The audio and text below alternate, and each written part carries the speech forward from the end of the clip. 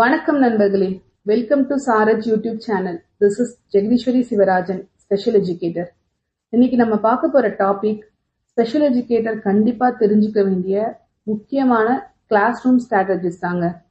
Special எஜுகேஷன்ல வேலை செய்யறது அப்படிங்கிறது ஒரு ஜாப் மட்டும் கிடையாதுங்க, அது ஒரு பெரிய ரெஸ்பான்சிபிலிட்டி.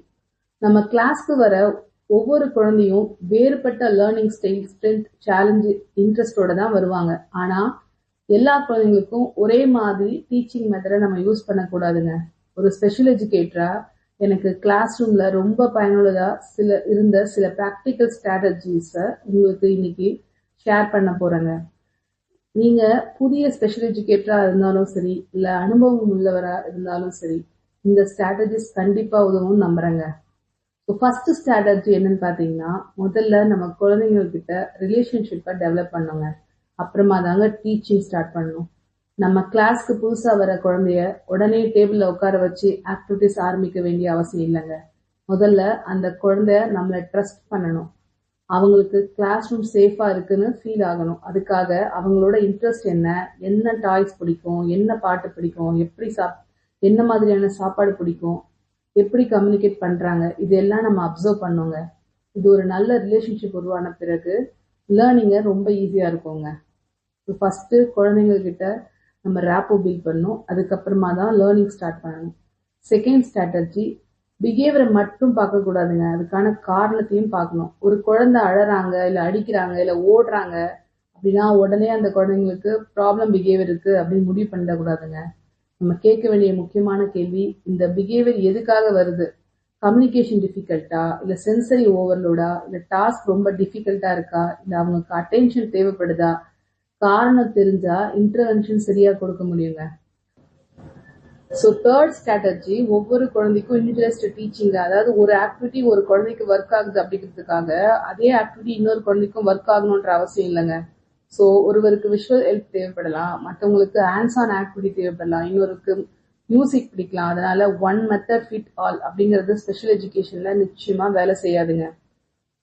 ஃபோர்த் ஸ்ட்ராட்டஜி, இன்ஸ்ட்ரக்ஷன் சிம்பிளா கொடுக்கணுங்க. அதாவது ஒரு நேரத்துல நிறைய இன்ஸ்ட்ரக்ஷன் கொடுக்க கூடாது. உதாரணத்துக்கு புக் எடு, ஓபன் பண்ணு, கலர் எடு, எழுத ஆரம்பி, அந்த மாதிரி கண்டினியூஸா நம்ம இன்ஸ்ட்ரக்ஷன் குழந்தைங்களுக்கு எப்பயுமே கொடுக்க கூடாதுங்க. அதுக்கு பதிலா ஒரு சிம்பிள் இன்ஸ்ட்ரக்ஷனா ஒன்னொன்னா கொடுக்கலாம். ஒவ்வொரு இன்ஸ்ட்ரக்ஷனையும் தனித்தனியா கொடுக்கறப்ப குழந்தைங்களுக்கு ஈஸியா புரிதல் இருக்கும், அதை ஃபாலோ பண்ணவும் ட்ரை பண்ணுவாங்க.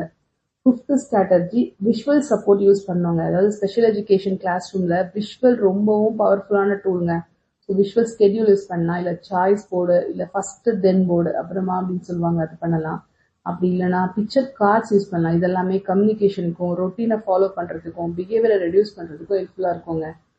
சிக்ஸ்த் ஸ்ட்ராட்டஜி, ஸ்மாலா கோல் வைக்கணுங்க. ஒரு நாள்ல ஒரு பெரிய அச்சீவ்மெண்ட்டை நம்ம எதிர்பார்க்க கூடாதுங்க. ஒரு பெரிய கோல் சின்ன சின்ன ஸ்டெப்ஸா பிரேக் பண்ணணும். ஒவ்வொரு ஸ்டெப்ஸும் கம்ப்ளீட் ஆனதுக்கு உடனே அப்ரிஷியேட் பண்ணுங்க. அதுதான் குழந்தையோட கான்பிடன்ஸை பில்ட் பண்ணுங்க. செவன்த் ஸ்ட்ராட்டஜி, பாசிட்டிவ் ரீஇன்ஃபோர்ஸ்மெண்ட்டை கண்டிப்பா நம்ம மறக்கவே கூடாதுங்க. குழந்தையோட தவறை மட்டும் கரெக்ட் பண்ணிட்டே இருக்கிறதுக்கு பதிலாக குழந்தை செய்யற நல்ல விஷயங்களையும் உடனே பாராட்டணுங்க. ஒரு சின்ன ஸ்மைல், இல்ல சூப்பர் அப்படிங்கிறத சொல்றது, இல்ல குழந்தைங்கிட்ட ஐஃபை கொடுக்கறது, இல்ல ஒரு ஃபேவரட் ஸ்டிக்கர் கொடுக்கறது, இது மாதிரியான சின்ன சின்ன ரீஇன்ஃபோர்ஸ்மெண்ட் பண்றப்ப குழந்தைங்க மோட்டிவேட் ஆவாங்க. எய்த் ஸ்ட்ராட்டஜி, கன்சிஸ்டன்சி ரொம்ப முக்கியங்க.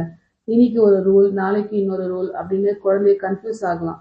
அதனால ரொட்டீனா நம்ம இன்ஸ்ட்ரக்ஷன்ஸ் கொடுக்கணும், குழந்தைகிட்ட எக்ஸ்பெக்டேஷனையும் நம்ம ஃபிக்ஸ் பண்ணுவாங்க. எல்லாமே கன்சிஸ்டண்டா இருந்தா குழந்தைங்க கம்ஃபர்டபுளா ஃபீல் பண்ணுவாங்க. நைன்த் ஸ்ட்ராட்டஜி, பேரண்ட்ஸையும் பார்ட்னரா நம்ம பார்க்கணுங்க. பேரண்ட்ஸ் கிட்ட பேசுறப்ப அவங்க சொல்றத பொறுமையா ஃபர்ஸ்ட் நம்ம கேட்கணுங்க. குழந்தை வீட்டுல எப்படி இருக்கிறாங்கன்னு தெரிஞ்சுக்கணும். கிளாஸ் ரூம் ஸ்ட்ராட்டஜில இது வீட்லயும் ஃபாலோ பண்ண முடியும்னு டிஸ்கஸ் பண்ணணுங்க. ஸ்பெஷல் எஜுகேஷன்ல பேரண்டோட கொலாபரேஷன் ரொம்ப முக்கியங்க. 10th ஸ்ட்ராட்டஜி, டீம் ஒர்க்கா பண்ணணும். அதாவது ஸ்பெஷல் எஜுகேட்டர் மட்டும் எல்லாத்தையும் செய்ய முடியாதுங்க. நிச்சயமா speech therapist, occupational therapist, psychologist, parents, இவங்க எல்லாரும் ஒரே கோலோட ஒர்க் பண்ணும்போது தான் குழந்தைங்களுக்கு நல்ல ப்ராக்ரஸ் கிடைக்குங்க. 11th ஸ்ட்ராட்டஜி டாக்குமெண்டேஷன் ஒரு பழக்கமா வச்சுக்கணுங்க. குழந்தைய எப்பயுமே நம்ம அப்சர்வ் பண்றத டெய்லி அப்சர்வேஷன்ல அவங்களோட பிஹேவியர் சேஞ்சஸ், ப்ராம்ப்ட் என்ன மாதிரி கொடுக்குறோம், நியூ அச்சீவ்மெண்ட்ஸ் என்ன, அவங்களோட சேலஞ்சஸ் என்ன, இதெல்லாம் ரெகுலரா நம்ம நோட் பண்ணுங்க.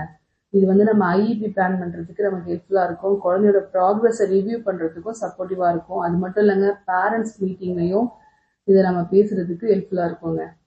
12th ஸ்ட்ராட்டஜி, முதல்ல டீச்சர் காமா இருக்கணும், அப்புறமா கிளாஸ் ரூம் காமா இருக்கும். சில நாட்கள் கிளாஸ் ரூம் ரொம்ப சேலஞ்சா இருக்கலாங்க. எல்லா பிளானும் உடனே ஒர்க் ஆகாது. ஒரு சில நாள் நம்ம ஒரு பிளான் போட்டுட்டு வருவோம், கிளாஸ் ரூம்ல நடக்கிற சில சேஞ்சஸ்னால அந்த பிளானை நம்ம பண்ண முடியாது. இது நார்மல் தான். அந்த நேரத்துல முதல்ல நம்ம காமா இருக்கணுங்க. அதாவது டீச்சர் காமா இருந்தாங்கன்னா அந்த கிளாஸ் ரூம் அட்மாஸ்பியரும் ரெஃப்ளெக்ட் ஆகும், கிளாஸ் ரூமும் காமா இருக்கும். ஸோ என்னோட அனுபவத்துல ஸ்பெஷல் எஜுகேஷன்ல நான் கத்துக்கிட்ட ஒரு பெரிய லெசன் என்னன்னு கேட்டீங்கன்னா, குழந்தை நம்ம மெத்தடுக்கு அடாப்ட் ஆகணும் அப்படின்னு நம்ம எதிர்பார்க்கறதுக்கு பதிலா நம்ம குழந்தையோட லேர்னிங் ஸ்டைலுக்கு அடாப்ட் ஆகணும் அப்படின்னு நம்ம நினைச்சாலே போதுங்க. அதுதான் உண்மையான இன்க்ளூசிவ் டீச்சிங். ஸோ என்ன நண்பர்களே, இன்னைக்கு பதிவுல கிளாஸ் ரூம்ல ஸ்பெஷல் எஜுகேட்டர் யூஸ் பண்ணக்கூடிய முக்கியமான டீச்சிங் ஸ்ட்ராட்டஜிஸை பத்தி கொஞ்சம் டீட்டெயில்டா பார்த்தோம். இந்த ஸ்ட்ராட்டஜிஸ் எல்லாமே நம்ம கரெக்டா ஃபாலோ பண்ணோம்னா நிச்சயமா நம்ம குழந்தைங்க கிட்ட பெரிய அளவுல ப்ராக்ரஸை பார்க்க முடியுங்க. ஒரு ஸ்பெஷல் எஜுகேட்டரா நம்ம வேலை பாடம் நடத்துறது மட்டும் இல்லைங்க, ஒரு குழந்தையோட ஸ்ட்ரென்த்தை கண்டுபிடிச்சு அவங்களோட கான்ஃபிடென்ஸை டெவலப் பண்றது தாங்க. எல்லாத்துக்கும் மேல அவங்களால முடிஞ்ச அளவுக்கு அவங்களோட வேலையை சுயமா அவங்க செய்ய நம்ம கற்றுக் கொடுக்கறது தாங்க. ஸோ மீண்டும் அடுத்த பதிவில் சந்திக்கலாம். நன்றி.